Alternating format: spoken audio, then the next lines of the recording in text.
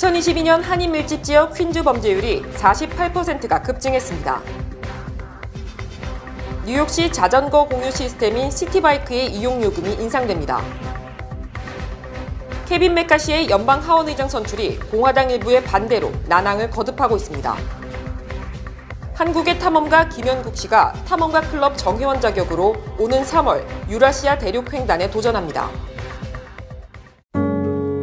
아름다운 제품에서부터 아름다운 사회를 만들기까지 키스는 뉴욕에서 시작하여 현재는 전 세계 12,000명의 직원들과 함께 끊임없이 도전하는 기업입니다. 사람을 생각하고 존중하는 기업. 키스는 한인들이 사회의 주인공이 될 수 있도록 든든한 버팀목이 되겠습니다. 글로벌 뷰티 기업 키스. 시청자 여러분 안녕하십니까? 1월 4일 수요일 TKC 뉴스데스크 첫 소식입니다. 뉴욕시경이 지난해 주요 7대 범죄율을 공개한 가운데 한인 밀집 지역 퀸즈 범죄율이 48%가 급증했습니다. 보도에 박하율 기자입니다. 퀸즈 한인타운의 2022년 범죄율이 전년 대비 48%가 증가한 것으로 집계됐습니다. 뉴욕시경이 발표한 통계에 따르면 퀸즈 109경찰서와 111경찰서 관내에서 발생한 주요 7대 범죄는 각각 3,103건과 1,313건으로 전년 대비 46.85%, 52.67%가 증가했습니다. 이는 두 지역을 합산했을 때 48%가 상승한 수치입니다.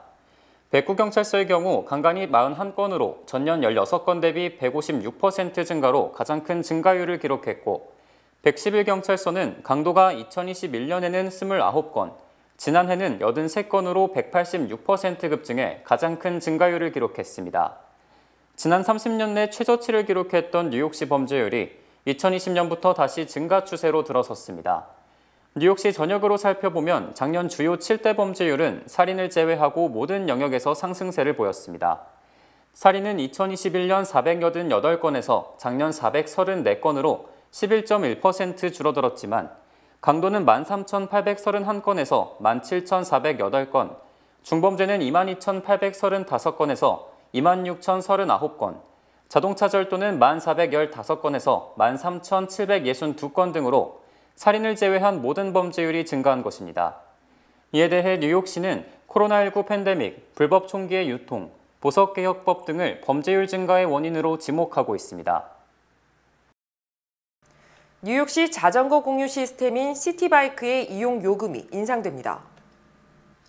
시티바이크를 소유, 운영하고 있는 리프트는 오는 5일과 29일 두 차례에 걸쳐 각 서비스별 요금을 차등 인상한다고 발표했습니다.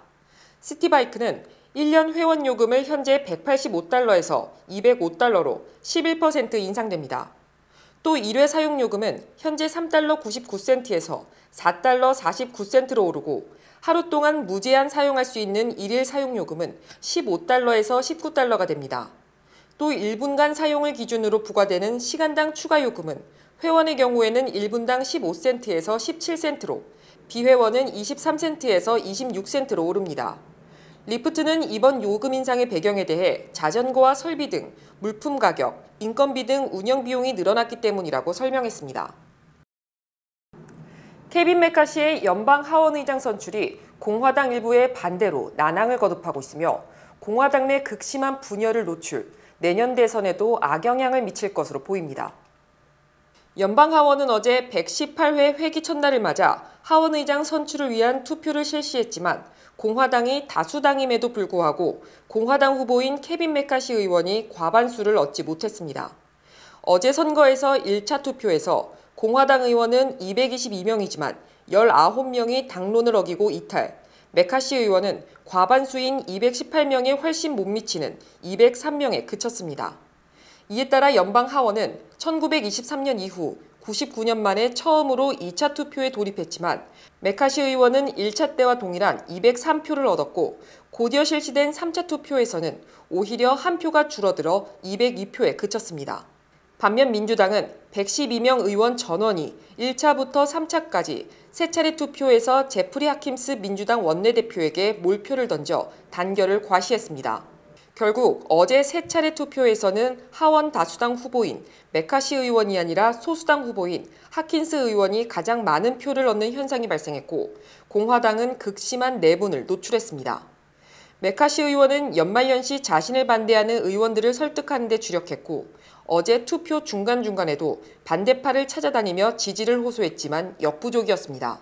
특히 당초 당론을 어길 것으로 예상되는 의원이 5명 정도로 알려졌지만 어제 투표에서는 1, 2차 때 19명, 2차 때 20명으로 예상의 4배에 달해 갈등의 골이 깊고 이 같은 분열상은 내년 대선에도 악영향을 미칠 것이 확실시됩니다.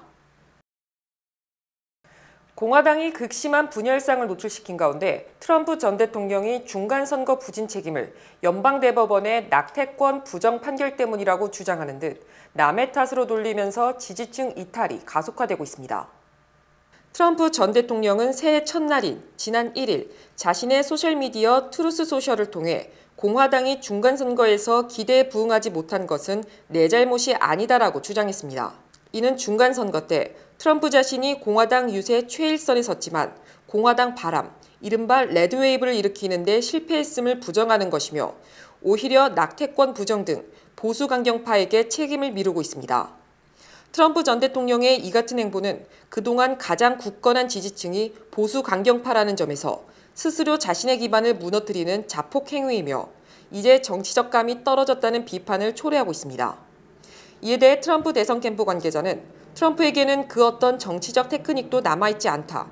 캠프는 엉망이고 배는 침몰하고 있다고 원색적으로 트럼프 전 대통령을 비난했습니다. 특히 열렬한 친트럼프 매체로 알려진 폭스뉴스도 트럼프 전 대통령이 낙태권 부정 판결을 비판했고 이는 내년 대선 공화당 경선에서 다른 후보들로부터 맹공을 받게 될 것이라고 지적했습니다. 또 뉴욕 매거진은 트럼프 전 대통령이 슬프고 외롭고 파탄난 상태에서 대중의 관심을 받기 위해 재출마를 하는 척하고 있다고 조롱했습니다. 한국의 탐험가 김현국 씨가 뉴욕에 본부를 둔 탐험가 클럽 정회원 자격으로 오는 3월 유라시아 대륙횡단에 도전합니다. 박하율 기자가 전합니다. 탐험가 김현국 씨는 지난달 29일 본방송을 방문해 오는 3월 5번째 유라시아 대륙횡단에 도전한다고 밝히면서 한인사회에 많은 관심을 부탁했습니다. 김현국 씨의 이번 5번째 횡단은 탐험가 클럽 정회원 자격으로 첫 횡단에 나서는 것이며 앞서 김현국 씨는 지난 1996년, 2014년, 2017년, 2019년에 걸쳐 총 4차례의 유라시아 대륙을 횡단해왔습니다. 러시아의 대부분의 면적을 차지하는 시베리아는 미주 세계와 같은 곳이었습니다. 그때 20대였고요. 청년 정신으로 충만해 있을 때고 그러면 내가 그 길을 나서서 한번 뚫어보자 라는 소망을 가졌는데 이 행위가 27년 동안 이제 아까 1996년 최초의 기록을 갖고 있고요. 2014년, 2017년, 2019년 4번의 대륙 횡단을 했다고 했는데 이 반복된 행위와 최초의 기록이 종합이 되어서 2019년 4번째 유라시아 대륙 횡단 중에 뉴욕에 있는 더 익스플로러스 클럽이라는 곳으로부터 정회원이 되었습니다. 김현국 씨는 남한과 북한으로 나뉜 한반도의 분단 환경 속에서 길 또는 길의 연결은 평화를 의미한다며 5번째 유라시아 대륙 횡단의 캐치프레이즈는 더 로드 이즈 피스라고 밝혔습니다. 또 이번 겨울 횡단까지 마치게 되면 시베리아의 겨울을 포함해 유라시아 대륙의 횡단도로가 갖고 있는 모든 환경을 담은 자료를 완성하게 된다고 전했습니다. 저는 제가 구축한 유라시아 대륙 횡단 도로에 대한 자료를 가지고 지구촌 시민 누구든지 유라시아 대륙을 가상의 공간, 메타버스죠. 메타버스를 유라시아 대륙을 횡단할 수 있도록 메타버스를 활용한 게임과 또 증강현실 아바타를 저의 이야기 속에다가 집어넣어 보려고 합니다. 그래서 전 지구촌 시민이 유라시아 대륙을 가상에서 횡단해 볼 수 있는 그런 온라인 플랫폼을 만들어 보려고 합니다. 한편 탐험가 클럽은 1904년에 설립된 세계 최대 탐험단체로 남극점의 아문센, 달 착륙에 성공했던 닐 암스트롱 등이 회원으로 활동한 단체며 김현국 씨는 지난 2019년 탐험가 클럽 정회원으로 등록됐습니다. 바이든 행정부가 취업비자 수속 비용을 3배 이상 인상하는 등 이민 수속 비용 인상안을 공개하고 여론 수렴에 나섰습니다. 국토안보부는 새해 첫 업무일인 어제 전문직 취업비자인 H-1B 비자 수속 비용을 현행 470달러에서 1,595달러로 3배 이상 인상할 것이라고 입법 예고했습니다. 또 주재원 비자인 L1 비자는 현행 460달러에서 1,985달러로 4배 이상 인상됐으며 투자 비자인 EB5 비자는 투자액을 현행 50만 달러에서 90만 달러로 인상하는 동시에 수속 비용도 현행 3,675달러에서 11,160달러로 약 3배가량 올릴 계획입니다. 국토안보부는 비자 수속 비용 인상은 시민권, 영주권, 일반 비자 발급 및 난민 신청자의 심사 등에 들어가는 비용으로 연방정부는 실제 비용의 4%만을 지원하기 때문에 나머지 96%는 수혜자가 부담할 수밖에 없는 실정이라고 설명했습니다.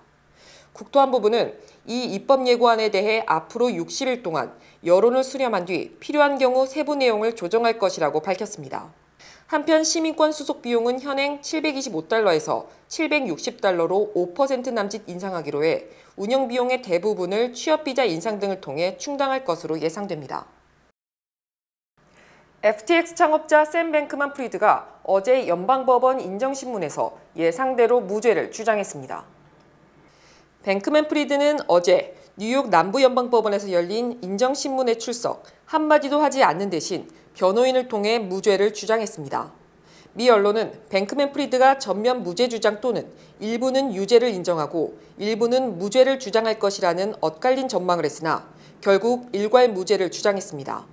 뉴욕 남부연방법원은 지난달 12일 뱅크만 프리드를 사기와 돈 세탁, 횡령, 불법 정치자금 공여 등 8개 혐의로 기소한 뒤 바하마 정부의 사법공조를 요청, 전격 체포했습니다. 특히 뱅크만 프리드는 미국 송환을 거부할 것이라는 당초 예상을 깨고 지난달 21일 전격 소환에 동의, 미국에 압송된 뒤 다음 날 보석으로 풀려난 채 불구속 상태에서 재판을 받고 있습니다. 올겨울 미국이 비교적 따뜻한 기온을 보일 것으로 예상되면서 천연가스 가격이 급락하고 있습니다. 월스트리트저널은 어제 기준 다음 달 인도분 천연가스 가격이 100만 BTU당 3.988달러에 마감됐으며 이는 지난해 8월보다 50% 급락한 것이라고 보도했습니다. 이처럼 천연가스 가격이 급락한 것은 이번 주 그레이트 레이크와 오하이오 밸리 지역이 화씨 60도 이상, 남동부 지역은 화씨 80도로 치솟는 등 올 겨울이 예년보다 기온이 높기 때문입니다. 특히 미국인들은 난방이 필요한 온도를 화씨 65도로 생각하기 때문에 이상고온 현상으로 난방용 천연가스 수요가 크게 줄어든 것으로 나타났습니다. 천연가스 업체들은 이번 달 상반기 2주 동안 천연가스 수요가 1,000억 큐빅피트 감소할 것으로 예상했으며 이는 미국의 하루 총 생산량에 맞먹는 것입니다. 또 미국의 천연가스 생산량이 지난해 사상 최대를 기록할 정도로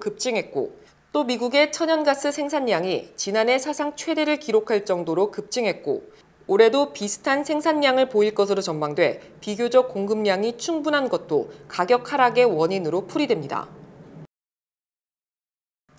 민주당의 텃밭인 뉴욕과 캘리포니아 거주자들이 세금이 낮은 공화당 텃밭인 텍사스와 플로리다로 이주하는 경우가 많은 것으로 조사됐습니다. 이사용 트럭 렌트 업체인 유홀 통계 결과 지난해 미국 50개 주 중 이사를 나가는 트럭이 가장 많이 대여된 주는 캘리포니아주로 나타났고 두 번째로 많이 떠나는 주는 일리노이주로 조사됐습니다. 또 뉴욕주는 전국에서 5번째로 다른 주로 떠나는 사람이 많았고 뉴저지주 역시 전국 6번째 타주 이주자가 많았으며 매사추세츠, 미시간 등도 타주 이사 상위 5개 주에 속했습니다. 반면 타주에서 이사를 오는 유입이사가 가장 많은 주는 텍사스주로 2년 연속 1위에 오른 것은 물론 2016년 이후 6년 중 5년간 1위를 차지했습니다. 또 유입이사 2위는 플로리다주로 조사됐고 사우스캐롤라이나, 노스캐롤라이나, 버지니아, 테네시, 아리조나, 조지아 등의 순이었습니다. 이처럼 텍사스주와 플로리다주로 유입되는 인구가 많은 것은 이들 주가 세금이 가장 낮기 때문으로 풀이됩니다. 한편 비영리 단체인 엠파이어 공공정책센터는 뉴욕시 인구가 지난 2021년 7월 1일부터 지난해 6월 30일까지 1년간 18만 명이 줄었으며 2020년 4월 1일부터 현재까지는 약 52만 4천 명이 급감했다고 밝혔습니다. 지난해 한국이 가장 많은 무역 흑자를 거둔 나라는 중국이 아니라 베트남으로 나타났습니다. 최호원 기자입니다. 지난해 10월 베트남에서 열린 한류 박람회입니다. 우리 기업 136곳이 참여했는데 이틀 만에 220억 원 규모의 수출 계약이 이뤄졌습니다. Đến đây là để tìm kiếm đối tác để cùng phát triển và phân phối các cái sản phẩm phù hợp với cả công ty tại Việt Nam, hợp với lĩnh vực công ty của tôi tại Việt Nam. 지난해 처음 베트남에 진출한 한 화장품 업체는 단번에 우리 돈 190억 원 규모의 수출 계약을 따냈습니다.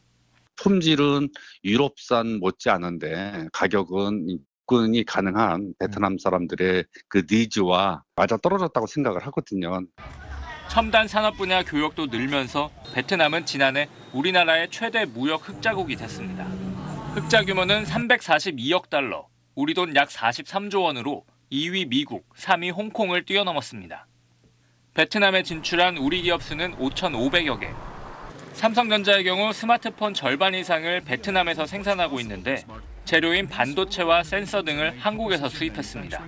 다른 나라가 쳐다보지 않을 때 우리가 그때 선점을 했던 거예요. 제조업 생태계에서 우리 기업들의 역할이 크기 때문에 앞으로도 이런 추세는 당분간 유지될 걸로 생각됩니다. 젊은 소비 인구가 많은 역동성, 높은 경제 성장률 등 향후 투자는 더 늘어날 전망입니다. 2018년 흑자 1위였던 중국은 22위로 추락했는데 제로 코로나 정책으로 경제 성장이 둔화된 데다 수입 원자재 가격도 급등했기 때문입니다. SBS 정준호입니다. 주요 단신 전해드립니다. 연방식품의약국의 규정 변경으로 인해 처방을 받더라도 병원 등에서만 구입이 가능했던 임신 중절약을 이제는 CVS 등 소매약국에서 구입할 수 있게 됨으로써 접근성이 대폭 확대됩니다. 퀸즈보로청이 지역봉사에 관심을 가지고 공공의 이익을 위해 헌신할 수 있는 커뮤니티 보드 지원자를 모집하고 있습니다. 지난달 28일 캘리포니아주 로스앤젤레스에서 70세 한인 남성 박모 씨가 권총 자살을 한 데 이어 지난달 31일 로스앤젤레스 거주 50세 한인 남성 김모 씨가 권총으로 목숨을 끊었습니다. 어제 낮 12시 반쯤 한인 학생들이 많이 재학 중인 퀸즈 벤자민 카도조 하이스쿨에서 14세 소년이 총알이 장정된 권총을 소지하고 등교한 혐의로 경찰에 체포됐습니다. 세계 최대 전자상거래 업체 아마존이 현금 부족을 해소하기 위해 80억 달러를 364일간 빌리는 단기 대출을 받은 것으로 확인돼 경기 침체에 대한 공포가 가중되고 있습니다. 한때 전 세계 남성들의 흠모의 대상이었던 유명 영화배우 올리비아 하세가 로미오와 줄리엣 촬영 때 성학대를 당했다며 파라마운트 영화사를 상대로 1억 달러 손해배상 소송을 제기했습니다. 미국 온라인 광고 시장에서 이강 체제를 구축해온 구글과 페이스북의 시장 점유율 합계가 지난해 50% 이하로 추락, 2014년 이후 8년 만에 과반이 무너졌습니다. 마이크로소프트의 자회사인 비디오 게임 회사에서 어제 사상 처음으로 노동조합이 결성돼 다른 계열사로 파급될지 주목됩니다. 이상으로 1월 4일 수요일 TKC 뉴스데스크 여기서 마치겠습니다. 시청해주신 여러분 고맙습니다.